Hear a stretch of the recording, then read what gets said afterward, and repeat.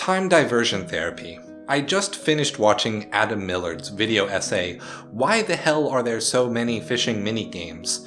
Whereas I was expecting a narrative on the history and popularity of fishing games in video game history itself, what I got instead was a deep dive into the more abstract concept of what a game designer is going for when they create a diversion to the core appeal of a game as a central part of the game design, as well as a welcome shout out to a friend of the channel, Pixel a Day.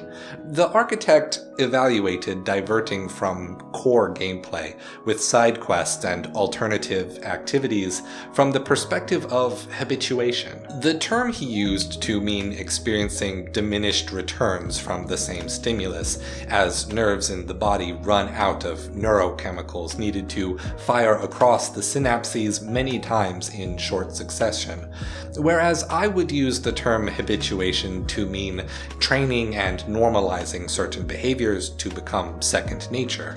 In literary circles, I have heard this concept being called semantic satiation, while in psychology, I hear it described as reactive inhibition. Heck, even just the difference between bite 1 of a tasty meal and bite number 2, everyone knows what these diminishing returns feels like. So that said, I can't disagree with the term habituation either because of the use cases the architect explained. Placing diversions right before the moment of burnout or boredom to keep players playing for longer, placed at the end of a predicted play session to signpost when to stop, chained together to keep gameplay going on perpetually. Examples like these, but also Monsieur Adam Millard made reference to how these same psychological tools can be used by unethical game devs to get players to pay more money by manipulating the desire to keep playing, or getting you to feel like a session isn't complete without spending a little cash on a loot box minigame. My question, however, is if using these tools to take people's money can be unethical, then what about taking something even more valuable? What about taking your time? How long should a session of your game last to be considered an ethical use of your player's time?